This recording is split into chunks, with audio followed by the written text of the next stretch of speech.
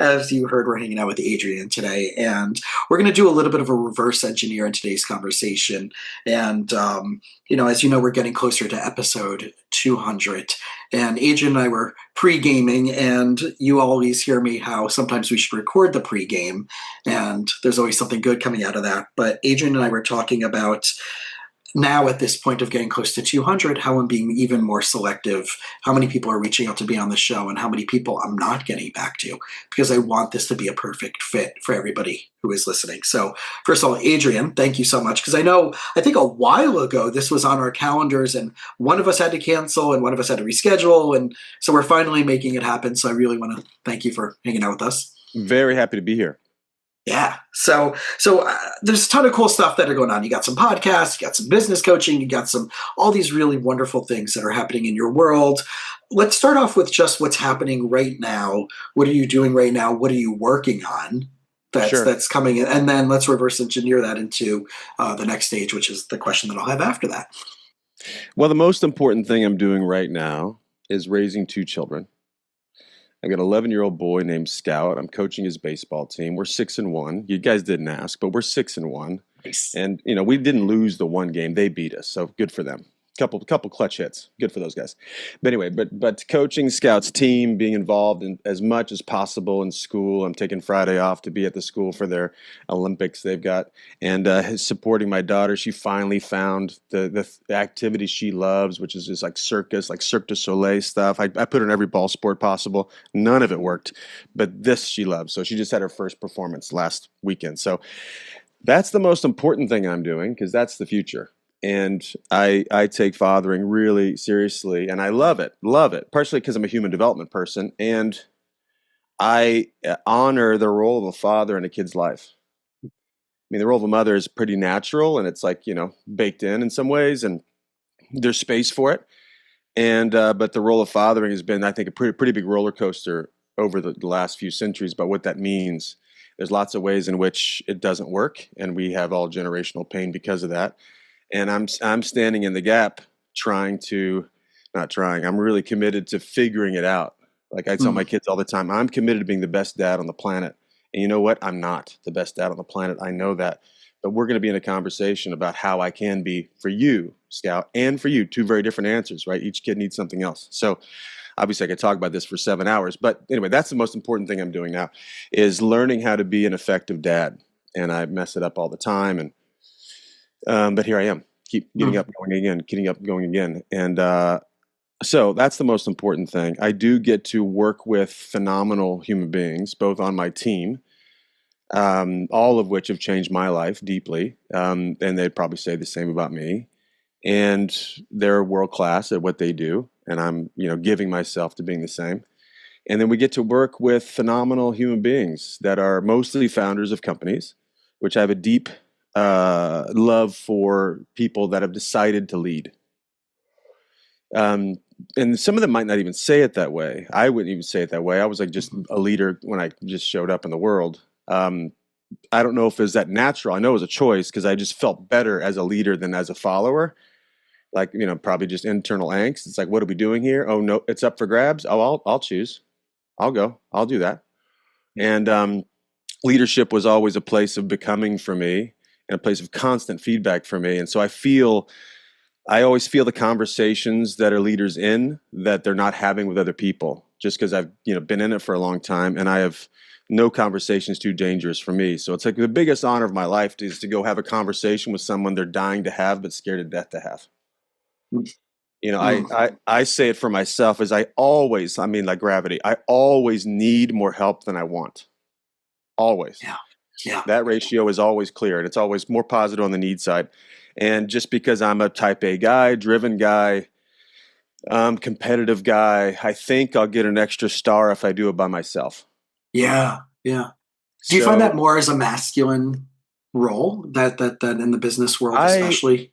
I think so, unless there's like a real type A woman that's there to like have a chip on her shoulder, and she's there to like prove it or like do it for, the female gender or something, and she might really even be more committed to doing it because in her view and probably in her history, definitely in the meta narrative, Yeah. women are trying to overcome, so she won't take more help because help would mean she's feminine or something like that. So, but guys in general, I mean, I think human beings in general, I mean, we talk about it, the Yeah. four survival needs: looking good, feeling good, being right, being in control.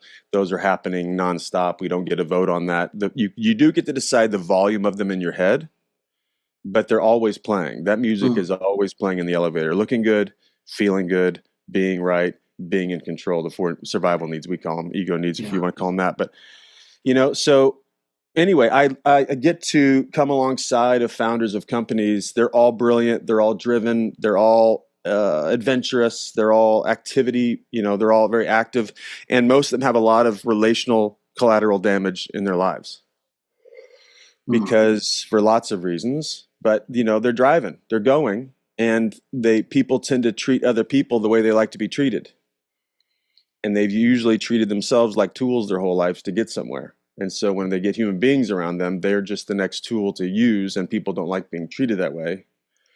Let alone if you're going to build a culture, there's going to be conflict, and they, we're not trained on how to deal with people, deal with conflict. So anyway, that's a lot of my work is helping Yeah. leaders get real about Hmm. what's actually happening. And we call it hugging the cactus. It's going to hurt when you get Yeah. honest. It's going to be real bad. It's worse than you think. It is worse than you think, and that's Mm. okay. But if you don't put your arms around that, you can't get anywhere new. You can have activity that looks new, but you just got more shit that you're carrying around. Right. So anyway, helping them resolve things, and those are usually end up looking like miracles to them because, oh my gosh, I couldn't believe this one conversation shifted 2 years of angst. That's Right. crazy. Yeah. It's like I could tell lots of stories that are flying through my head right now of recent offsites I've done with executive teams.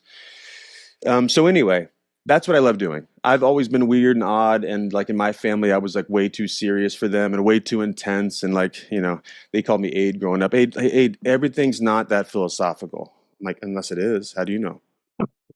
Everything's not that complicated. Well, how do you know? I see 25 layers to this. How do you build a friend? That's Everything's a not a big question. therapy. Everything's not a therapy conversation. Well, Well, yeah, but it is, right? But it is. Yeah. Dad, how do you build a friend?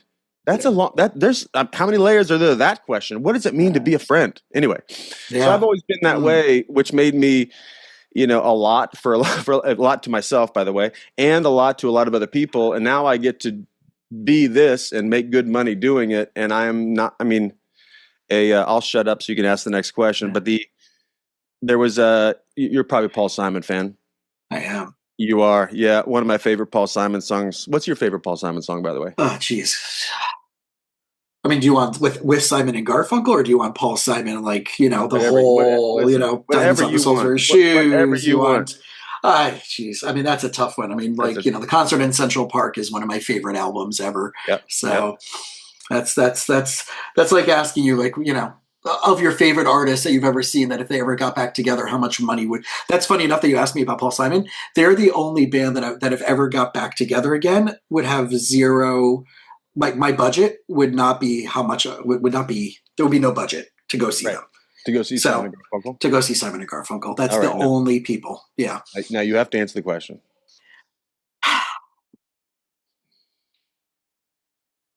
Emotionally, Sound of Silence. Uh-huh. And Emotionally, not because it's so okay. cliche, but because it's something that I have Something childhood different. memories around, and it's also probably the first song I played on the guitar. Oh wow. Have you listened to the Disturbed version of that? I have. Woo! We play it. We do a 4-day leadership training, and on the third day, when shit's getting deep, we play that, and it just it stuns the Yeah, room. David Draymond is a powerhouse of a human being. Oh my gosh. So yeah. So that's great. I just played "Call Me Al" for my kids for the first time. Uh, The video, the the music video, video. Chase. Yeah. And I was Classic. singing. Same night, I was singing "50 Ways to Leave a Lover," which is These are a classic. classics. Yeah, these are Classic. much later. Yeah, much But later there Paul are, Simon. But yeah. but I bring it up because when I was going through a big transition in my life, um, which was leaving a marriage, getting my life together in many ways, having tons of friends exit, and I had earned a lot of that because I've been living this Mhm. double life thing, which if you want to get into, we can. Um, and anyway, it was just a huge transition in my life. I would call it reconstituting myself. Now, there was this Paul Simon song ministered to me and it healed me. So, I think Hmm. that's what that word means. But still crazy after all these years. Classic Yeah. song. I'd listened to it a million times. If folks haven't listened to that, if anybody's like under the age of 35 and have not listened to that song, you got to listen to that song. It is a whole progression. I mean, the saxophone in the middle tells you something new's coming. Anyway, there's a line after that that simply goes, I would not be convicted by a jury of my peers, still crazy after all, And I thought, oh, I need new peers. Hmm. I am convicted by these folks because, you know, I raised my hand and said, hey, I need help. I've messed things up, blah, blah, blah. And they said, F you, you hurt our feelings, can't trust you, goodbye. Cool, that's human. Love you. Yet but the folks that stuck through it are folks that had owned any kind of stuff in their life and have suffered in life, and those guys came close. And I thought, oh, these are my people, the folks that are willing Mhm. to get out of the automatic. Life's great, no problems, I'm good. No. I like being with the folks that are like, oh, today is a shitty. I am fucking struggling. I don't know what's going on in life. I'm successful and blah, blah, blah, but man, I'm lost. I like those folks. I like gritty folks. So that's, now I get to do that. I get to have the real deal conversation. Like there's no deep end too deep for me. There's no conversation too tough. There's Mhm. nothing like, let's rock and roll. That's how life becomes vital for me. Yeah. So, There's some wording that you use in describing something. So you started off with, like, at first I'm trying to be a great dad, and then you said, no, no, no, I'm committed to being a great dad. So okay. one of the things that I love doing with my clients is even forget the thing that they're trying to describe, but it's the words that they're using to describe that thing Oh is yeah. equally as important, right? Yes. And I know, like, you caught yourself in Yeah. that. I'm not trying to. I'm committed to Yes. unpackage that from your perspective about that nuance of Sure. trying versus committed and how that applies to what you're doing in your professional world. Well, who was it? You'll probably know the answer to this. There was some author, philosopher that said words become worlds. Do you know who Mhm. said that? No, I don't. thoughts are things was one of them, Yeah, but words become worlds. Because I would just my first thought is, oh, there's a universe difference between if I'm trying to do something or if I'm committed to doing something. Why? Because the language reveals the relationship, and I think in all of life, I'll say things like kind of superlative like that. You don't have to believe them, and I don't even necessarily believe them that way, but it's good to at least try it on that way. mhm. That all of life is a relationship. Period. Like we're on this podcast, we're not on the same podcast. You're on your version in your head. I'm on my version in my head. Right. Is this good? Is this bad? Are we like you? Do you trust me? Do I not? All that is like choices I'm consciously or unconsciously making, period. Yeah. It's not like there's a podcast happening. There's Jason's version and Adrian's version, and we both call them the podcast. So that's frightening to people because we'd prefer things to be static. Because if it's dynamic and if I get to always choose what I'm making up, then I'm on the hook for what it is to me. And what it is to me is what I'll be responding to. We've got like three kind of major pillars. This will hook back into trying versus committing. First thing is people react to the world according to the way the world occurs to them. Number one. So perception's reality. And I'm perceiving. I'm the perceiver, right? So, and I'm going to react to what I say this thing is. Number one. Number two is the world happens or occurs for people in language, right? Which is your point. Mhm. There's a big difference between trying and committed to, because it reveals where I'm coming from, and I'll get to that in a second. But the third one is where all the money is future-based language creates present state. And these are really illuminated in a phenomenal book, a little bit of a boring business book called Three Laws of Performance. If people haven't read that, it's kind of worth listening to. But these principles we coach through all the time. So now, trying versus committed to. Trying is, I think, the most popular way of justifying not getting something done. because I get to look good. Listen, I tried. I was doing this thing and I tried to do it and it didn't work out. Right. So I give myself credit for effort. I showed up. Yeah, I showed up. Participation trophy. That's right. Listen, I tried, but circumstances, the other person, my history, the fill in the blank, whatever it The is, market, the the tariffs, market, whatever. exactly. It's like so it's just saying, hey, the responsibility for the outcome is out there in the universe somewhere, and I'm gonna. It usually presents as what I call a gesture. So even in a training, sometimes when somebody's, back to, we do this 4-day thing called the Revenant process that your folks would probably really dig checking out. Mm-hmm. But if somebody's really into the word trying, I'll have them get up and I'll usually have a marker in my hand. I'll say, hey, go ahead and try to take this out of my hand. And they'll grab it and they'll pull it out. I'm like, no, no, no, you took it out of my hand. No, try to take it out of my hand. And then they'll be confused. Like they don't get it. I'm like, no. So act like you're going to take it. And so they make them be all dramatic and it's very funny. But that's the thing. It's like looking like I'm doing the thing. That's trying. Right. Yeah. So committed to is, I'm going to give everything I got and I'm going to be willing to transform over and over and over again and do whatever it takes in order to generate, and if I'm doing it with another person, to co-generate this outcome. And now that's a very complicated endeavor. So for example, I'm committed to having a deep friendship with my kids. Deep. Like, not like I'm their buddy, but I'm like my son said it to me the other day because he was having some conflict and anyway, he was just having some conflict. I'll leave out some details. He was having some conflict. And I just said, hey, why does that issue never happen with me? And he said, you've got standards. Mm, I thought that was interesting. And I yeah. only say that because I know I'm programming him to, I say it this way, we're always training people how to be with us, period. We're always training people how to be with us. So I'm committed to having a deep friendship with my kids. Now, I can't guarantee that because I don't know if they want that. I partially have that because I've always wanted that with my dad, and that's not going to happen in the way that I would prefer it, just because he's not that kind of guy and doesn't talk about that kind of stuff and doesn't think the way I think, and so he's not that, he can't meet me. He's not interested, and I don't say that as a dig. He's just not that guy that wants to go talk It's not about his wheelhouse. deep Yeah. stuff. Yeah, he just doesn't roll that way, and they might not. But all that to say is, I'm committed to having the better way of saying it. I'm committed to having the deepest relationship my kids are willing to have with me. So that means I've got to be really honest. That means I've got to be really responsible and really accountable and listen to them, and also give them a wall to lean on.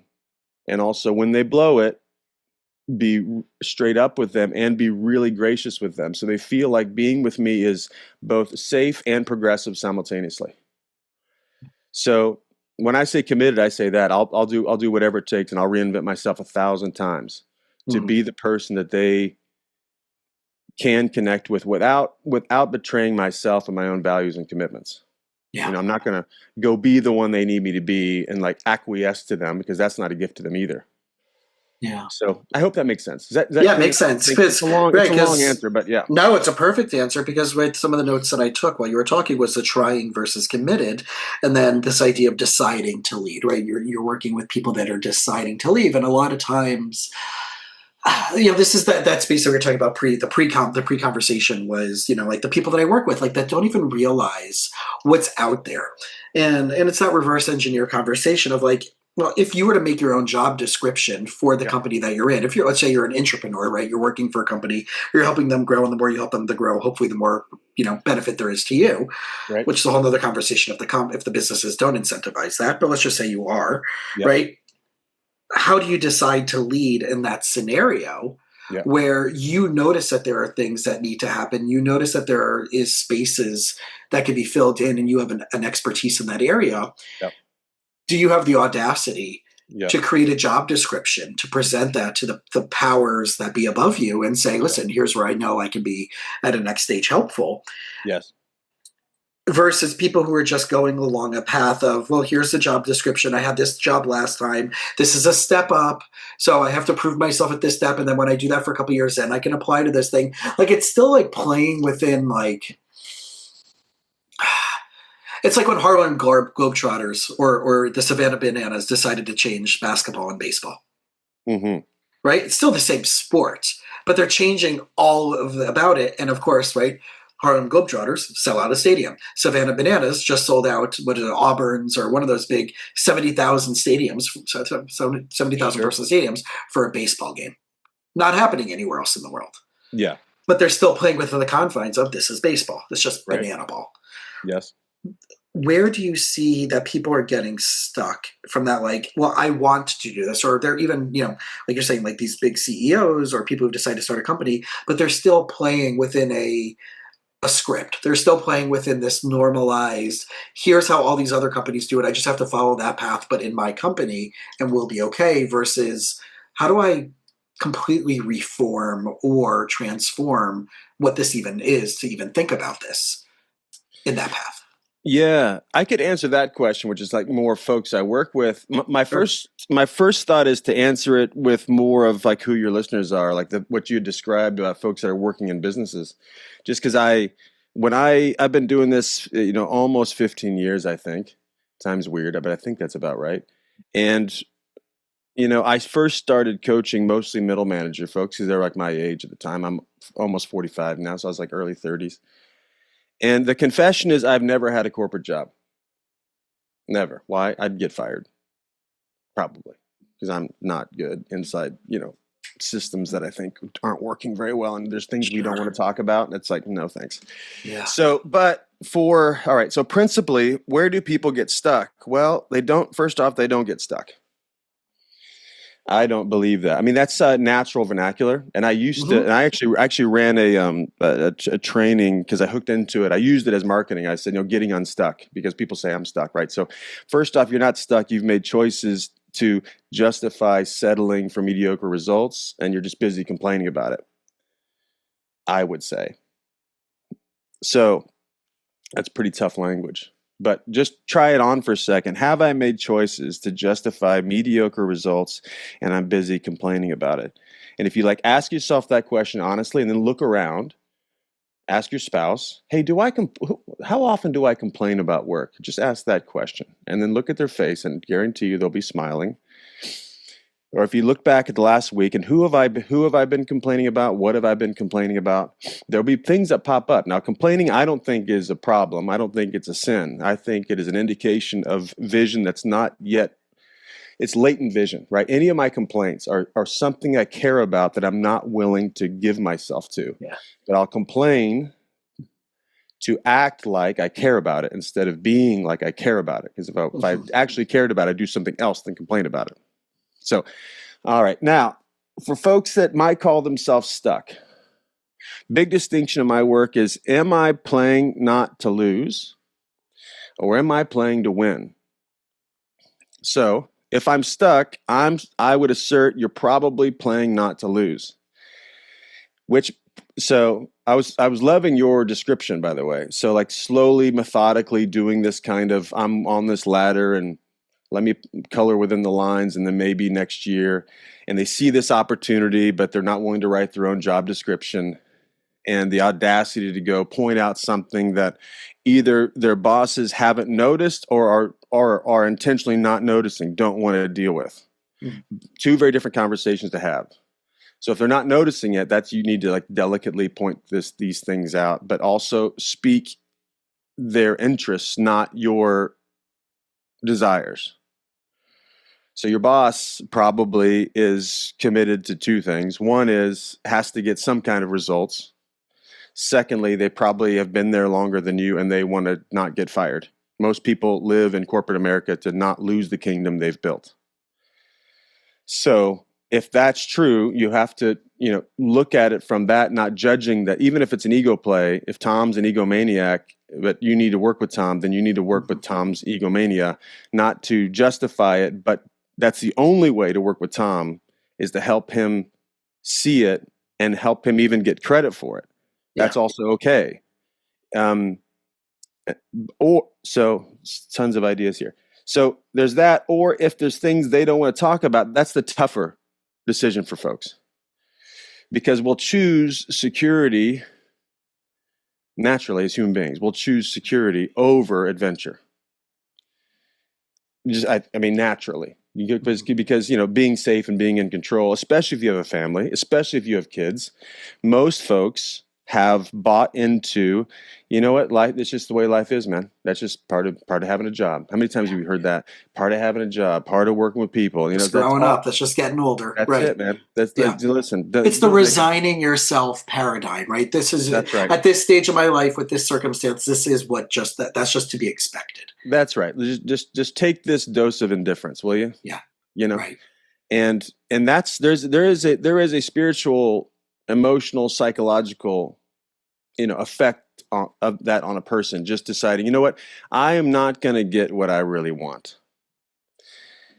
And that's a legacy too. So for folks that feel stuck, just think about, what am I interested in? And what am I actually willing to give myself to? It might mean might need to go change jobs. In most conversations I was in with folks, and it's like, why don't you go find a leadership team that's worth having you around? Why have you settled working with these schmucks? They obviously don't see you. They don't value you. And that's if you've had all the conversations and if you've had them in the right way. And if you've, walked it all the way out. Most folks don't take a stand for anything, and they want other people to choose them, but they don't pick themselves first, right? Which is your point. I see this, hey, if I'm going to be here for the next 5 years, I want to give myself to a big challenge with big results for the company. That would really serve me and my family the most. Can we do that? Or can I create big results for the company? Would you like? Oh, you would? Yeah. And I want a big challenge, like almost like help this thing redevelop over time. And I just really need satisfaction. Most folks underrepresent their personal vision, and they don't articulate it. This is the boss's job, is to help people there's a corporate vision and personal vision. And if those aren't aligned, they won't stay. No. Or if they do stay, they're just going to complain all the time. And create more chaos. And Create I'm more wondering, chaos. like with that, like if, let's say, you and I are partnering on this idea and we're going around to businesses, and I see this all the time, right? Where you have the org chart, right? The Yeah. proverbial org chart. And Yeah. these are relatively static changes here and there. The titles might be different here and there, but for all intents and purposes, there are particular roles at particular levels of a business. Yep. But the truly successful that are, I mean, listen, you can have the wash and repeat, and you're going to still have layers of unhappiness, and you may have a good culture, and that whole idea of like, just because you put an espresso machine in your, in a ping pong table, and doesn't mean you're creating good culture for your people.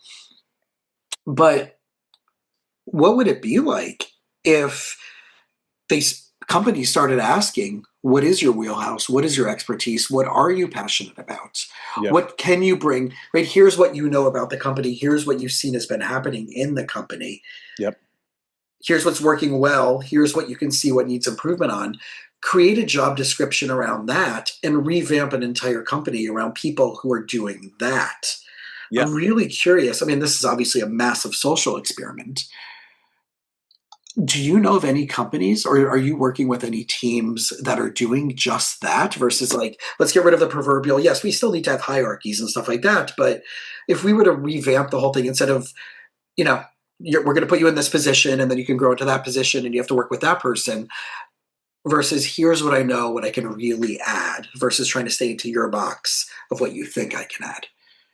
I mean, I don't think I've heard it quite that way, just because, I mean, I think let's see, let me add to that. So I think that's it's a great context for folks. Like if I'm running a company, I want people to think about, what's your biggest gift, and can you prove it?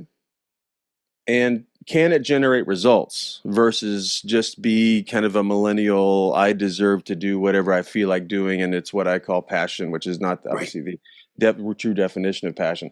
But it's like, I'm not going to, this job isn't a place to go entertain yourself. It is a place to express yourself. But if you're working here and I'm paying you, you got to like generate results towards what I'm paying you to do. So it's like this kind of both and thing. Yeah. I don't know any companies that just say, hey, what's your big, I mean, I used to work at I mean, it has to be within alignment, obviously, of the brand and the mission, right on, and the revenue generating activities. Well, the thing that also just comes to mind, I work with a beauty brand. I coach the head of brand at this place called The Ordinary, which Mhm. just got sold to Estee Lauder out of Toronto, Oh, and she's an congrats. ex Nike gal, and I coached all these Nike people. So all my clients have all just come via relationships. Yeah. And anyway, she's like most corporations. This corporation sent out an anonymous survey, an annual anonymous survey about, and I'm just like not a fan of anonymous surveys, period, for 25 reasons. Um, which I won't get into for the sake of time. But then I talked to my client, whose name's Amy, and she's phenomenal. And I said, why don't you run a non-anonymous survey, like on your own? Just run your own in your own Hmm. division, which she did. And about, I don't know, 25% of her people answered. And then she got to have 25 conversations with people around this, essentially. Like, what am I not seeing? What needs to happen here? What are you guys talking about that I'm not hearing about? And all this, which is like tilling the soil for where the resource is, because culture is the network of conversations among Hmm. people. You know, meaning like what are the permissions? What do we talk about? What do we not talk about? What does it mean? What does it mean to be a team? All those. That's what culture is. That's the context behind it.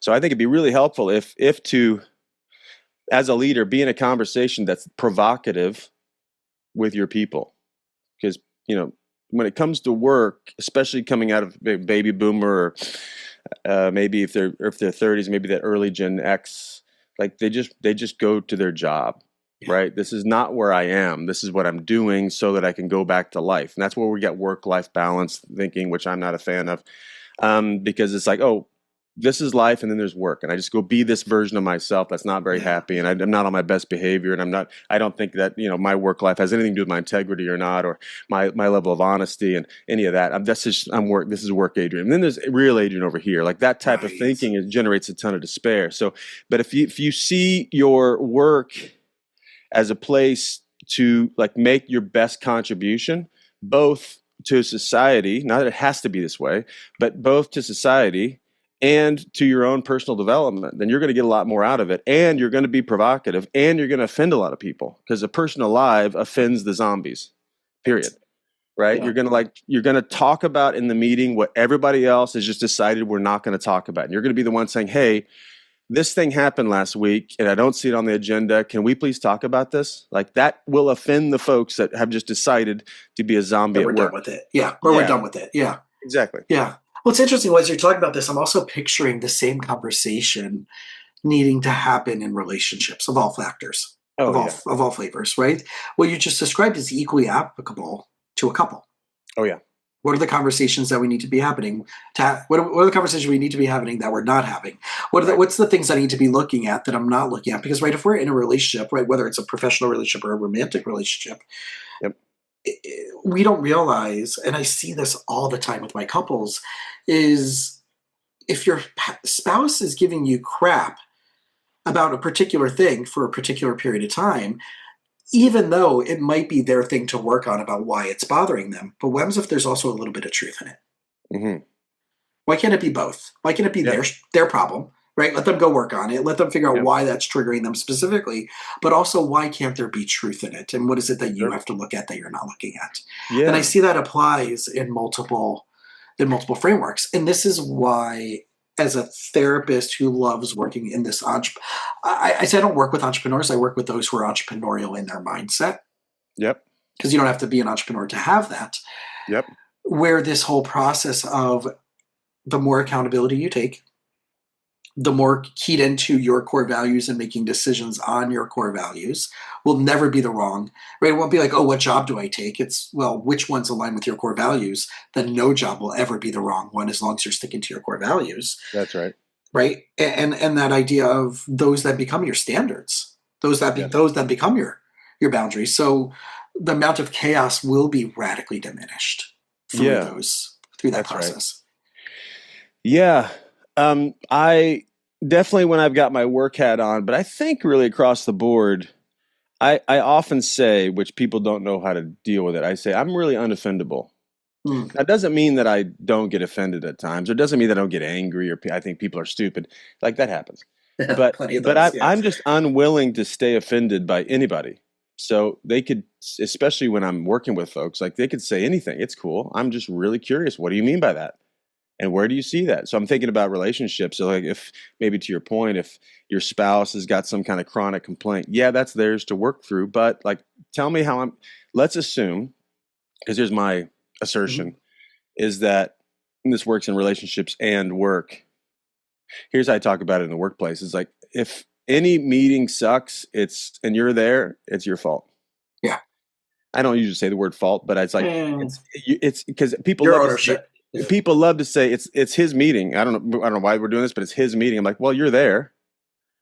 So and so every we always say the system always generates the results the system was set up to create, right? So if I'm in a relationship and my spouse has a chronic complaint and I'm unwilling to at least even examine how I'm contributing to it. I mean, if it's a chronic complaint, I guarantee there is contribution. It might not be in this moment. You might Mm. have to go back in time. You know, we don't have much time left. I used to work in prison with murderers. We do these 3-day leadership trainings with lifers. Oh, And we ran this, the crux of the training was called victim responsible. So we talked about what does it mean to play the victim? What does it mean to be responsible? And we had them sit down like, so tell your life story. You got 2.5 minutes. Tell your life story. And just what happened. Why'd you come to prison? So they do it that way. They go, partner A, partner B, blah, blah. And then we say, okay, here's what it means to play the victim. Now, partner A, go again. Your job is to convince partner B that you're the victim in the story. Obviously, really loud, yeah. wonderful stories, juicy. We're all good at this. And but then I said, hey, pay attention to what was your experience as you were telling the story. They were angry, they were resentful, they were despairing, they were all that stuff. And then we said, okay, good. Now, what's it mean to be responsible? Da da da. Now you have to tell exact same story, but your job is now convince the person that you're responsible. You know what they had to do? They got to go back in time. Because when I was 16, I could have stayed with my grandmother, but instead I stayed at Pookie's house. Right. And I It's could have, always Pookie. It's I always Pookie. I know. I could have got the job at the corner store, but instead I started slinging drugs. I Right. could have, I knew anyway, to be curious about what responsibility you have, you just have to go back in time because when something's a shit buffet, it started as a shit hors d'oeuvre. You just didn't eat it then. And then you send it back to the kitchen, becomes a shit sandwich, and then a two course, 5 course. Then it's a shit buffet and people complain about it, but you don't realize I didn't eat it back then and I saw it. And that's part of being responsible. Mm. So Do you yes, see it? I'm with Yeah, you. go on. No, yeah. So I'm just wondering, like, 'cause over the last year, I've been playing with this idea of the hills that we're willing to die on, Hmm. and everybody has those, but I don't know if anybody has ever sat down. If a lot of people have sat down and saying, like, what are the legitimate hills I'm willing to die on? But how can I remove those to make those the least amount possible? Okay. Give an example. Um, Politics. Okay. Right. The world is so fractured right now. Yeah. Like I'm not going to be friends with such and such because they automatically we're assuming if they're different, then they must have these beliefs, and therefore that's contradictory to me. Versus, so therefore I'm not going to be friends with them. I'm not going to talk to them. I'm not going to, right? I'm going to cancel them, whatever it might be. As opposed to, I'm not willing to die on that hill anymore. I want to get Yeah. to know them for them and get to know the story. Because at the end of the day, what I'm finding is still 80% of what we're doing in our day to day is relatively similar, no matter where you're coming from. Yes. We One. all want a Yeah. good life. We all want peace. We all want to put food on the table. We all want, right? We may be doing that in a different way, but I'm wondering, like, even in these business settings where we need to do this by such and such time, and if that doesn't happen, our mission has failed. How did you decide that that should be the mission in the first place? So again, then that makes it its own hill that a lot Hmm. of times companies die over. Right. Yeah, like an unwillingness in that context, like an unwillingness to befriend what's happening. I think of it this way. I have so many thoughts about what you're talking about. Even just what flashes, like one of my biggest mistakes when I was paid to go do a leadership training just happened like 2 weeks ago. Mm, And it was because of this, because it was like, we're done with the day, phenomenal day. I'm in Austin with a group of 6 leaders. And there was a guy that was there, and his political views surprised me, number one. And were he's a smart guy, successful guy. They were in my judgment, they were very superficial. Like not a lot of I was asking questions and like his answers were like talking points from his very extreme side of the aisle. And mhm. I got hooked. I got hooked. I was I mean in that I'm kind of paid to be the guy to help. deal with stuff, but man, I got fired up, and it really bifurcated the room. My behavior bifurcated the room. I just, instead of, saying, hey, you know what? It's apparent this guy doesn't want to have a conversation. He just wants to spout his talking points from his side of the aisle. Right. And I'm sensitive to those. And it was honestly fueled because I know this guy, and I know what he's up to in life, and I know his challenges, and I know the dogma he sits in is ruining his life. Not the Mm, ideas, but his relationship to the ideas, how right he is where he's stuck in his career and with his kid. yeah. And I missed it. All that to say is I got hooked by him. And what else was I going to say? But I just want to confess that, I mean, just like I get hooked just like anybody else to that point. But with that, it's like I think to your second point, current reality is always looking for a spokesperson. So if I'm running a company and it's not working, most of us, a lot of people will like think that sticking with the wrong idea is victory because I look like I'm giving all I've got instead of the, hey, am I willing to be wrong? What I have previously not only thought, but convinced, if I'm a great leader, I've evangelized and I got everybody, and to stand up in front, hey guys, it's not working. Here's how we know it's not working. And I can keep doing this and keep talking you into working harder and sacrificing more. But I intuitively know this is not going to work. So we're going to need to shift. And I hope this builds trust. It might not build trust because I was really good at convincing you. I mean, great Right. leaders are great manipulators or influencers, So I hope this builds trust, and I want to actually clean up this relationship first and then see if we can take, put a whole nother chapter here. That takes a Mm, lot of guts to do because you can blame the market, blame the government, blame correct. the everything just to get yourself off the hook and like have it a story that, in different times it would have worked, Right. It happened to us. Yeah. And I'm thinking of like two different industries. One like Peloton, right? Like that was the great, pandemic success story. And then the pandemic started ending and it tanked, right? Yep. And also the cycling industry, which is kind of like a weird niche thing that I kind of track that of like, they were doing also so well during the pandemic. Everything was like selling and the prices were going up and all the parts and all the accessories. And all these companies are now starting to go out of business Yep. because that stopped Yep. and the prices were too high and the interest waned. And but I can see that happening even to mom and pop. I can see that happening even in relationships where they're on a good slide in their, oh, the last 3 months were amazing in our marriage. Yeah. Great, now is the perfect time to talk about, from the capitalization of that, Yes. what do we need to be strategically looking at for the next 6 months to a year? What aren't we, right? It's kind of like a SWOT analysis, as cliche as that sounds. Yep. And that's why I love taking all these entrepreneurial ideas and applying them to therapy, and taking all these therapeutic ideas and applying them to the world of entrepreneurship. I heard Esther Perel, which I'm sure you're familiar Mm-hmm. with, say a First, thing um, where people were like wondering if she had gotten divorced and gotten married because she just said, I've been married 3 times.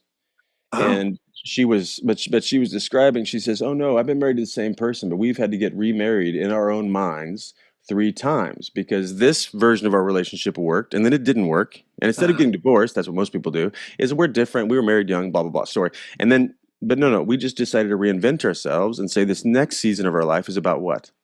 And both parties obviously have to be willing to do the work and reinvent yeah, themselves and see what's wanted and needed and listen to the other person and adapt and get off their own high horse and all their superiority and give themselves to the future that regenerates who they are. But to your point, it's like if anything, if it's gonna be long lasting, period, a company relationship, you can't be precious about where you were. You have to be committed to where you're going.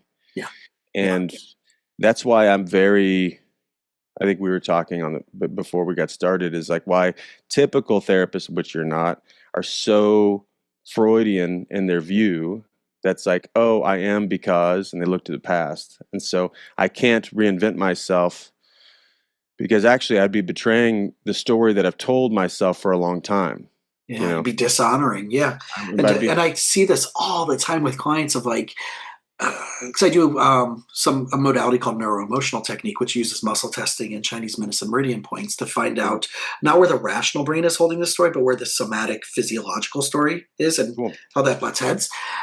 I would say 90% of the time, there's some story that someone's carrying about how they have to operate with someone, like a family member. They're like, well, I don't want to be this way, but I'm still carrying that trait that, but isn't that intergenerational themes? Isn't that supposed to happen? I'm like, I mean, it could, If you but, want it. but you're also choosing to show love and honor to your family member by doing something that you don't like, but honoring them and loving them this way has a greater power than you doing something different and finding a healthier way to be than Yeah. that.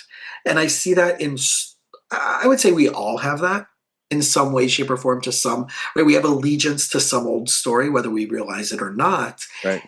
Even the ones that we say we don't like, we may not do it that way, but we may do it in a different segment of our life. Same theme, just different output and different engagement with it. Yes. Yes. Yeah. It's there's so much here. The that what we call those rackets, which Mm, is what is the chronic complaint I've got. So let's just say my father didn't communicate very much. So therefore, I don't communicate. Let's just say I don't. I mean, that's not me because I'm over communicating with my kids. But let's just say because my dad didn't, and I saw that modeled at home, and the mom wore the pants in the family. Therefore, I am the doormat, and my wife runs that. This is a very common story, and hmm I think a lot of the frustration in relationships is women having to be the heads of the household, men complaining that their wives are complaining about being that. So Right. anyway, let's just say that that's some kind of chronic complaint. Number one.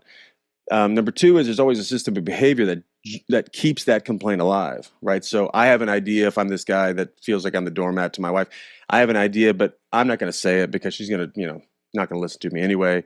Or I don't have enough time to actually get that invested the way she wants me to. So I'm not going to like step up and do something extra. Or if I see a problem, if I see something she's doing with the kids, I'm not going to bring it up because she's going to retaliate, whatever the story is. So I keep this system of behavior going.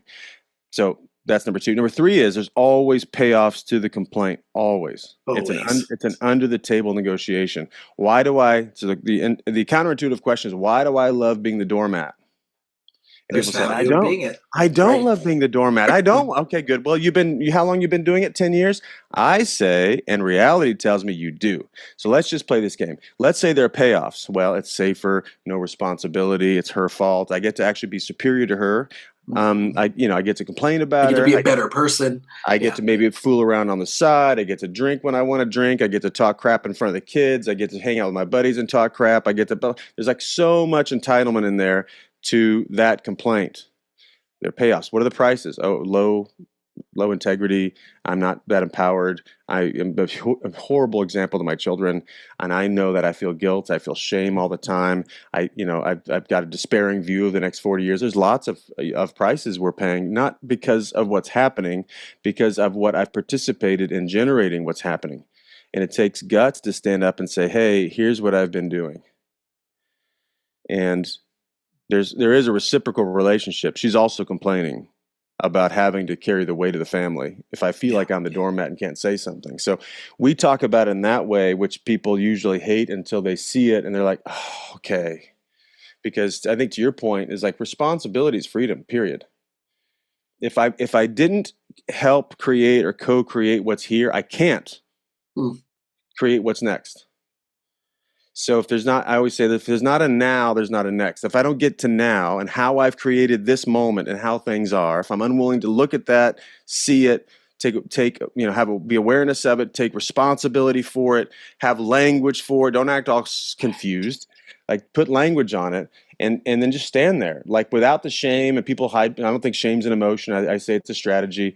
If like there's get out from behind yourself and how self-important you think you are and get into some kind of whatever. For me, it's a faith conversation just because like I can be reinvented nonstop. For me, that's the hmm biggest faith conversations. Like no matter what happens, I can be, born, quote unquote, born again. I don't mean that in a religious way. I just mean like nothing, a million deaths is what I want. Keep reinventing, keep reinventing, keep reinventing. If I'm willing to do that, then I'm free. Mm. I'm free. Like nothing, no feedback, no criticism, no judgment can stop me. It'll fuel me. It's helpful. Thank you. I want to see that. I want to see where I am self-deluding about my own intention, because I say intention equals impact. So if I'm hearing impact, I'm going to own that oh, that must have been my intention because that's what happened. Oh, I missed it. Sorry about that. Where did I miss it? Da, da, da. Okay, great, cool. Can we go again? Now you might be with somebody that wants to resent instead of forgive, but that's a whole different conversation. Whole different conversation. Yeah. Right. And if that's the case, then I mean, good luck. But Yeah. yeah, then that is what it is. And you could decide you want to stay married for the kids or whatever stories people have about that. But anyway, responsibility is freedom. And if I'm willing to look at how I'm lying to myself and own that, I really won't have much more time to think about how other people are lying, because I'm a mixed bag. I'm a mixed bag, and human beings are mixed bags. Period. I'm not like who's in even in life, or definitely in like movies. There's not like a hero and a villain. We're both always. So if you're the hero of your own story, you're missing where your growth is, because it's in that Mm. dark corner you don't want to talk about. But if you can turn the lights on over there and be okay with it, you can connect with anybody. Yeah. That's why it's like Yeah. when I meet somebody that's like the most narcissistic, crazy criminal person, I can be their friend. Why? I know my criminal side. Mm. I know my dark side, and I'm not scared of it. It actually is my ally. It teaches me things. I don't want to follow it, but the fact that I can do it, the fact that I have done it, the fact that I'm complicit with it at times, the fact I've got all those horror stories, and I'm busy looking for a resource in that area of my life, and therefore I can connect with anybody. Yeah. And it I just think depends on that's what a kind of big life you part of want. it. Yeah. I mean, I think that's a big part of the conversation with our clients and with whoever, who's listening to this today is, there's that side of you, and we can wrap up with this is, the side of us that we're protecting Yeah. from, God forbid, if someone finds this out about me, I will be completely rejected. How do you bring that to the light, right? How do you transform that? How do you use that as a leverageable tool Yeah. in right in that process, right? And I say this all the time. I even had this conversation this morning with a client where I do 50% of my week is couples counseling. And every single one of my, it's, if you listen to my podcast, you'll hear this. If you talk to me within a certain amount of sessions, you'll hear this. It's no secret that in 2010, I got divorced. But that has, right? And I think no client has ever walked away from me or saying, oh, now that I found this out, I absolutely don't want to work with Jason. Right. In fact, quite the opposite, right? It's like, Yeah. oh, you have this other side of like, you've been there. Yes, I know what not to do too. I know how awful it can be. I know what that legal process is. I know what it's like to, like you said, to have friends who don't, who aren't going to join you on the next stages of your journey and just dismiss you for whatever reasons. Right. Let me walk you through these things. And I think that brings extra value to the table when, if everybody listening can ask themselves this question of like, what's the thing that, God forbid, if someone knew that I thought this, if someone knew that I believe this, if someone knew that this happened to me, if someone knew that I experienced this, they would absolutely reject me for it. I'd be shunned. No one would want to talk to me. No one would want to be friends with me. No one would want to be in a relationship with me. That's the stuff that is the transformation component of your life could be, the beginning of that with by just embracing that. Yeah. Well, lots to talk about here. Lots to talk about. I'll try to be very concise with just a couple points on it. Sure. Yeah. So let's see. So many ideas. First off, living in the story that if they knew that about me, I'd be rejected. I've already planned rejection. Yes. It's the same thing, right? Yeah. Like if I told them they'd leave, tells me I can't be myself around them. So I'm not there anyway, right? So I'm already playing I'm already hiding. I'm Yeah. already a persona. I'm like wearing a mask, and so any kind, the capacity for joy goes way down because of or even like the capacity for love goes way down because they're loving the mask. They're not loving me. So you're already setting yourself up to be right and to justify your own cowardice. And I've been there before, right? I've had secretive times in my life. I lived this double life for a long time, which led to the first divorce. I've been divorced twice. So, had plenty of like weird feelings about that and like what I'd make up people thought about that. Once people get to know me, they realize I'm pretty articulate about it and I'm owning it. And two very different stories um, about what happened and about how really I happened in both things. So, and I'm cool with any of it. So if I'm honest with myself and somebody says, "Hey, that's you're a loser," I'm like, "Oh, love you. That's Great. cool. I get Yeah. it. Yeah, well, I get it. So you think you haven't made mistakes and haven't avoided conversations? Yeah. Ah, cool. Well, we're not really the same type of people anyway. Right. So, so let's see what else. So that's the first thing. Secondly, I mean, to your first question, the first spot is I have to be willing to be honest with myself. So don't try to be honest with someone else until you're honest with yourself. That's why I think a journaling practice is a very healthy Yeah. thing. And when I've been through dark times in my life, I don't journal. Why? I don't want to see it. I don't want to talk about it. I don't want to own it. But if you've got stuff that you're carrying around, just at least be willing, even just to start talking to yourself about it, which might sound like funny advice. Like just go on a walk and talk to yourself like you're your own audience. Like here's what's really going on, man. And then it's not written down. People can't find it and read it, and they post it on whatever. Just start talking to yourself in an honest way and realize, oh, I'm not dying. Like putting language to this level of despair or criminality or whatever's going on, you don't die. You actually become more alive. You might be more sad. That's different than dying. That's actually usually a sign of life because if you've got a conscious, your guilt is a sign of life. It's good. So, be guilty. Feel the guilt. Like because I think we're all born good. I don't think we're like born evil. I think we're born good. So do that. And then if you don't have anybody to talk to, that's a sign of the types of relationships you've created to protect yourself. So if you don't have anyone to talk to, find someone to say, hey, I've got some stuff I want to get off my chest. Can I share some things with you? And can I trust you to just keep it here? I just need to say something. Now, you can do that with a therapist, which is usually, Mm. that's a good spot to do it, or a good spot to start. But if you don't have anybody in your life, okay, get a friend. Yeah. And if they won't be that for you, it's probably feedback you've not been that for them. So I've gotten used to asking people that I can tell are struggling, and they usually don't respond right away, but I just say, hey, is there anything you want to get off your chest, man? You seem like you got something on your mind Hmm. that you don't know how to talk about. I'm just like, I'm okay with a sloppy version of what's going on for you. It's all good for Yeah. me, man. Yeah. I guarantee it won't scare me. Well, I had a very good example of that this weekend at a conference that I was at. Someone I've known forever. Like just their whole disposition was just constricted. Off, yeah. And I kept going, like, you doing okay? They're like, yeah, I'm getting, I mean, it was an integrated medicine workshop. So we're working on our stuff while we're there. And at the end of the weekend, he comes to me, he's like, can you save some time for us to workshop together? And then when I did show up, he's like, of the people that are here, you're the person the most that I know because of past conversations. Hmm. And I'm like, well, what took you so long? Right. Was Yeah.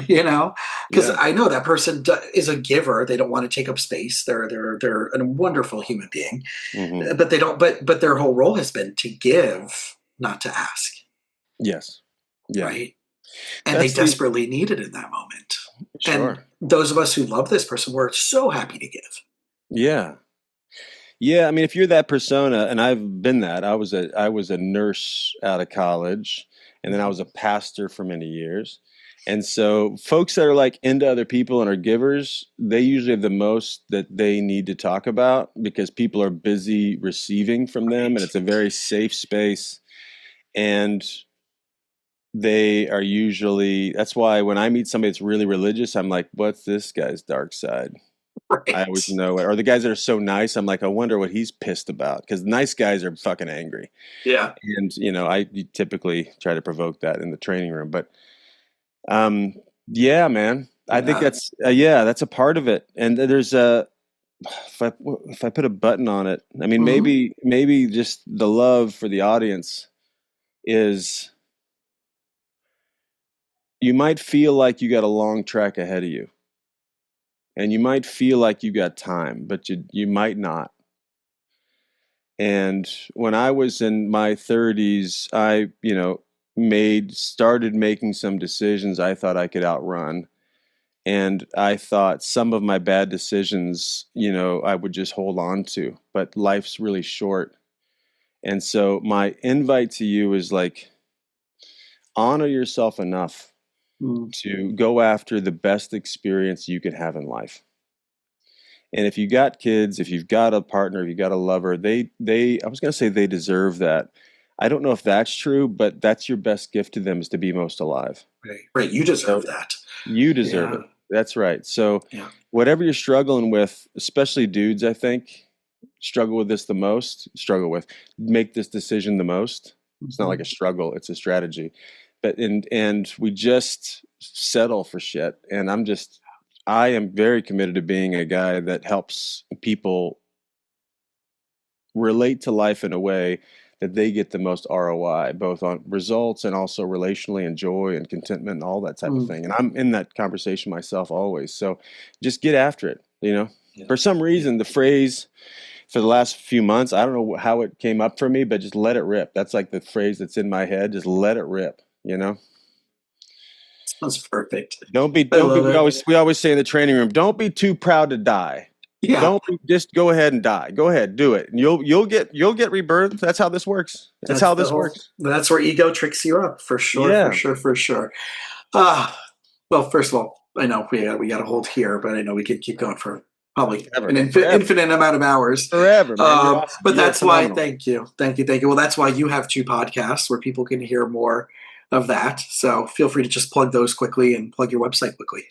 Sure. So my website is takenewground.com. We do all types of coaching and training. And I'd mentioned the Revenant a couple times. You click up the Hmm. public training. It's a groundbreaking. My business partner, who's 70 years old, is the GOAT in this world. His name is Dan Tacchini. His first coaching company was called, drumroll please, The Coaching Company. So he's been Ah, around for a he's the while. OG. Yeah. He's the OG. He was around with Werner Erhard back in the Human Potential Oh, movement. cool. Uh huh. He was trained by him. He ran LifeSpring. He opened up more than half the country for John Hanley with LifeSpring. He is when I met Dan and saw him train, I thought, I'm going to be this guy's friend and learn from him the rest of my life. And now we're business partners, and he's my It's best friend. He's 70 amazing. years old. If you could ever come to a Revenant, come to it. Come to it. Just see, especially while Dan's alive. I come there and try not to mess things up, but he's the GOAT. So anyway, Take New Ground. We work with, as I mentioned, founders and companies, and come clean up leadership teams. Don't talk to us if you don't want things to get a little messy, because they got to get messy. Yeah. But we're lovers of people, but we're love you enough to at least point out reality. So that's our work. Have had two historical podcasts. One, Raising the Bar with Ali. Second one, Naked Leadership podcast. We love those, and I do this a ton too. So if anybody wants to reach out to me, Adrian.K on Instagram is an easy way to find me. And would love to always talk to anybody, encourage anybody, resource anybody, help somebody get connected. I know if you're connected to Jason's world, I'd love you already. So however I can help, we help turn around companies, we help turn around leadership teams, and we do all that negotiation type stuff, but always Beautiful. with a lot of heart. With a lot of, yeah, that's what With I'm a lot of finding, and heart. that's what I'm connecting to here. So everybody, all those links will be in the show notes, and obviously if you have any questions for either one of us, right, the Instagram is always right, pretty quick and easy for both of ours. And Adrian, again, thank you so much for the time, and You're the man. very You're much the looking man, forward. Jason. We'll do this again. All right, buddy. See you, friend.